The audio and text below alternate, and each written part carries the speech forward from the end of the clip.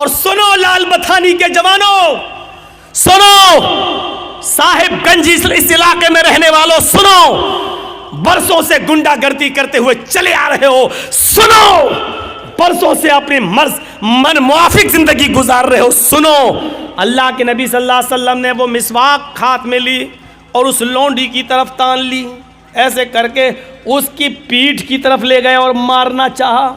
हाथ उठाया, मिसवाक छोटी सी, कितनी लगती उससे, कितनी जोर से चोट लग सकती थी, कुछ नहीं, मिसवाक उठा ऐसे किया, मारना चाहा, ऐसे किया और उसकी पीठ तक ले गए, लेकिन मारा नहीं, वही रोक दिया, ऐसे किया बस, लेकिन मारा नहीं।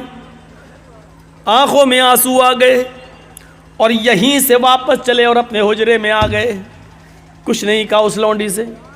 हजरत आयशा सिद्दीक़ा कहती हैं, अल्लाह के रसूल, आए मेरे शौहर, आए मेरे सरताज, आपने तो मिसवाक निकाल ली थी, आप उसको सज़ा देना चाहते थे, आप उसको मारना चाहते थे, एक मिसवाक ही आप मार रहे थे, फिर क्या हुआ? अगर आप उसको ऐसे ही छोड़ेंगे तो सर पे चढ़ जाएगी, फिर क्या बात? आप उसके मालिक हैं, वो आपकी खादिमा है, क्या बात? आपने मिसवाक उसकी तरफ तानी, पीठ तक ले गए, लेकिन मारा नहीं, बल्कि उल्टा आप ही रोने लगे और वापस चले आए। फरमाया, आयशा छोड़ दीजिए ये दो वेदों के मंत्र और रामायण और गीता की, कुरान और हदीस सुनिए और अपनी ज़िंदगी में इनकलाब पैदा करिए। कोई ज़रूरी नहीं है वेदों के मंत्र पढ़ने से, शौक तो अच्छा तो लग सकता है, लेकिन माफ़ कीजिएगा फ़ायदा कुछ नहीं होगा आपकी ज़िंदगी में, जो कुरान और हदीस सुनने से फ़ायदा होगा। अब बात ऐसी चल रही हो और वहाँ लाकर वेदों के मंत्र घुसेड़ कर अपनी तकरीर को ख़राब नहीं करना चाहते हैं। सुनिए आयशा, मुझे गुस्सा आया, मैंने मिसवाक ली और मैंने मारना चाहा, जैसी मैंने मिसवाक तान कर उसकी तरफ उठाई और मारने के लिए उसकी तरफ बढ़ाया, फौरन अल्लाह के सामने जवाब देने का तसव्वुर मेरे दिमाग में आ गया। आए मोहम्मद सल्लल्लाहु अलैहि वसल्लम, जितनी ताकत आपको इस लड़की के ऊपर है, जितनी कुदरत आप इस लड़की के ऊपर रखते हैं, उससे ज़्यादा कुदरत अल्लाह रब्बुल आलमीन आपके ऊपर रखता है। मैंने सोचा कि इसको एक लकड़ी मार दूं, एक मिसवाक की हल्की सी चोट इसको मार दूं, लेकिन मेरे दिल में ये तसव्वुर आया, आए मोहम्मद तुम उसको जो मार रहे हो एक ही मिसवाक से ही, लेकिन कहीं एक मिसवाक का मारना कहीं उसकी गलती से ज़्यादा ना हो जाए। उसने अगर इतनी बड़ी गलती न की हो और आपने उसको एक मिसवाक मार दी, उसकी गलती से ज़्यादा अगर ये सज़ा हो गई तो कल क़यामत के दिन आप अपने रब को क्या जवाब देंगे? ये वो हस्ती अल्लाह के सामने जवाब देने से डर रही है जिसके बारे में कुछ कहा ही नहीं जा सकता।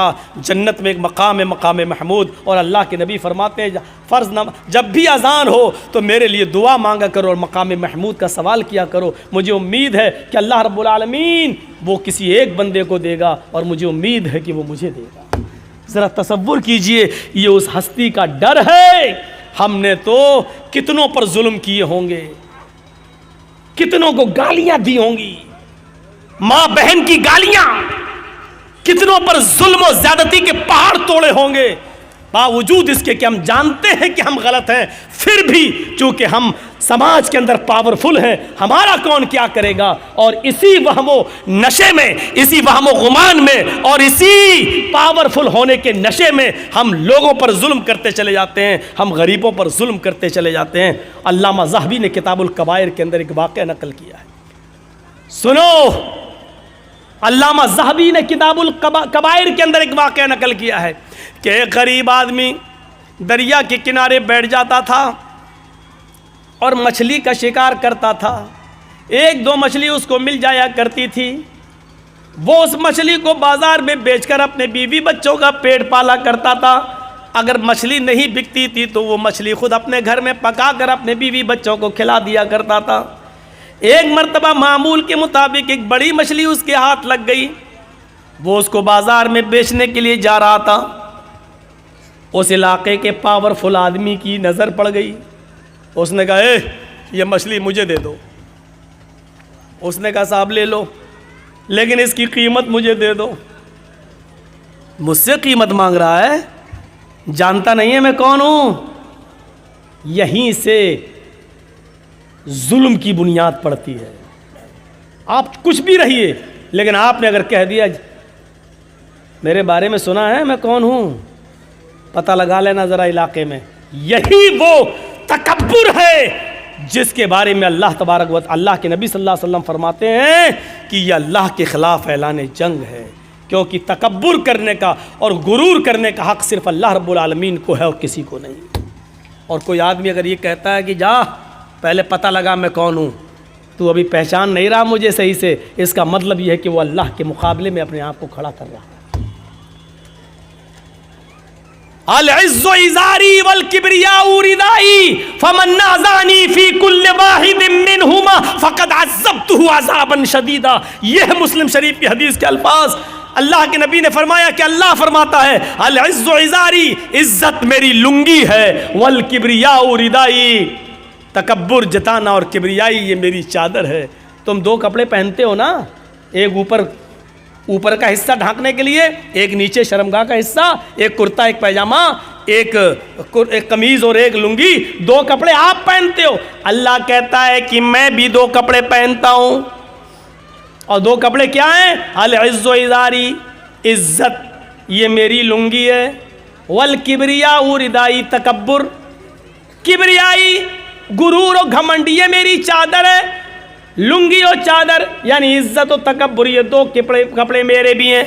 अगर किसी और ने अपने आप को अजीज बनने की कोशिश की और मुतकब्बिर बनने की कोशिश की, घमंड और गुरूर जताने की कोशिश की, अपने आप को बड़ा बनने की कोशिश की, फमन नाज़ानी फी कुल्लि वाहिदिन मिनहुमा, इन दोनों मेरे कपड़ों में से कोई एक कपड़ा मुझसे छीनने की कोशिश की, फ़क़द अज़्ज़बतुहु अज़ाबन शदीदा, हम उसको ऐसा अज़ाब देंगे जो उसके दिमाग ने सोचा नहीं होगा, उसके जहन ने, उसके दिमाग ने सोचा भी नहीं होगा, उसकी आंखों ने देखा भी नहीं होगा। शदीद अज़ाब, सख्त अज़ाब हम देंगे उसको क़यामत के दिन। अल्लाह के रसूल ने घमंडी लोगों के बारे में क्या कह दिया? जिसके अंदर थोड़ा सा घमंड आ जाए, बहुत ज़्यादा नहीं, सरकार है मेरी, मैं गांव का मुखिया हूँ, सरपंच हूँ, मेरा कोई कुछ नहीं कर सकता, ये जहाँ से पैदा हो जाएगा। यूपी में लखीमपुर खीरी में क्या हुआ? उस लड़के ने जो गाड़ी चढ़ाई किसानों के ऊपर, उसके दिल में यही तो था कि मैं तो एक मंत्री का बेटा हूं, मेरा कौन क्या करेगा। यहीं से जुल्म और ज्यादती की बुनियादें पड़ती हैं और एक दूसरे के मर्डर और कत्ल की नौबतें होती हैं, एक दूसरे के खिलाफ षड्यंत्र रचे जाते हैं। क्योंकि जब ये आ जाए कि मैं कुछ हूं, मेरे पास पावर है, मेरे भाइयों, यहीं से जुल्म और ज्यादती की बुनियादें पड़ने लगती हैं। यहीं से अल्लाह के नबी ने बस ये कह दिया कि मन कान फी क़ल्बिही, बुखारी शरीफ की हदीस, मन कान फी क़ल्बिही मिस्क़ालु ज़र्रतिन मिन किब्र ला यदखुलुल जन्नह। मन कान फी क़ल्बिही मिस्क़ालु ज़र्रा, ज़र्रा किसको कहते हैं? ज़र्रा। कभी आपने बालू देखी? रेत। आप तो जिस इलाके के रहने वाले हैं, यहाँ तो रेत ही रेत है। नदी के किनारे रेत मिल जाएगी, रेत में ज़र्रे होते हैं, ज़र्रे हल्के से। मैं उसकी मिसाल दे देता हूँ, चलिए। चींटी का सर, चींटी का सर कितना बड़ा होता है? अब आप तसव्वुर कर लीजिए, चींटे का नहीं, चींटा तो बहुत बड़ा सर रखता है, चींटी का सर ये ज़र्रा कहलाता है। ज़र्रा इतना बड़ा होता है। अल्लाह के नबी ने फरमाया मन कान फी क़ल्बिही मिस्क़ालु ज़र्रतिन मिन किब्र, चींटी के सर के बराबर, सरसों के दाने के बराबर, राई के दाने के बराबर भी अगर किसी इंसान के दिल में तकब्बुर आ जाए, घमंड आ जाए, ला यदखुलुल जन्नह, ऐसा आदमी जन्नत के अंदर दाखिल नहीं होगा। किसके अंदर इतना घमंड नहीं है? ला यदखुलुल जन्नह, ऐसा आदमी जन्नत के अंदर दाखिल नहीं होगा। घमंड और तकब्बुर करने का हक सिर्फ अल्लाह रब्बुल आलमीन को है, अल्लाह रब्बुल आलमीन। तो बात कट गई। वो जालिम आदमी पावरफुल था, कहता है मुझसे पैसे मांग रहा है। उसने कहा मेरे भाई, यही मेरा जरिए माश है, अगर आपने मुझे पैसे नहीं दिए, इसकी कीमत नहीं दी, तो मेरे बीवी बच्चे भूखे मर जाएंगे।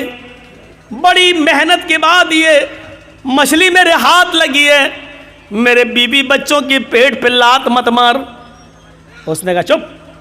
मछली उससे छीनी और जाने लगा। मछली उससे छीनी और जाने लगा। ये आदमी भी जानता था कि मछली मेरी बड़ी मेहनत की कमाई है, अगर ये मछली ले गया तो दूसरी मछली इतनी जल्दी मेरे हाथ नहीं लगेगी। शाम हो चुकी है, मेरे बीवी बच्चे क्या खाएंगे? या तो कीमत इसकी मिल जाए या मछली ही हम काट के बना के अपने घर में बीवी बच्चों को खिला लें। ये उसको पकड़ता है, मेरे भाई मछली मुझे दे दे या कीमत दे दे। उसने उसका हाथ झटक दिया, हट चल, और फिर आगे बढ़ा। इसने मछली पकड़ ली, मेरे भाई या तो मछली दे दे या उसकी कीमत। उसने फिर झटका, इसने उसका हाथ पकड़ लिया। अल्लाह के बंदे, एक गरीब आदमी के ऊपर रहम कर। उसने हाथ पकड़ा, ये उसका हाथ छुड़ाने लगा, इसने उसके हाथ को मुंह में रख लिया। मछली वाले ने, गरीब आदमी ने मुंह में रख लिया ऐसे, और उसके अंगूठे में काट लिया ऐसे, हल्का सा काटा, ऐसे काटा। लेकिन ये ताकतवर आदमी था जो छीन रहा था, उसने एक लात मारी और छीन ली और मछली लेके चला गया। ये आदमी अपने घर आया, अपने दोस्तों को बुलाया, पार्टी करता है, मछली काटी जाती है और पार्टी की जाती है। यार दोस्तों ने मिलकर मछली खाई। रात में जब बिस्तर पे सोने के लिए जाता है, सुनो आए लोगों, तुमसे मोहब्बत का एक रिश्ता रहा है लाल बथानी वालों, गौर से सुनो। रात में जब बिस्तर पे सोने के लिए जाता है तो इसके अंगूठे में दर्द शुरू होता है। इसने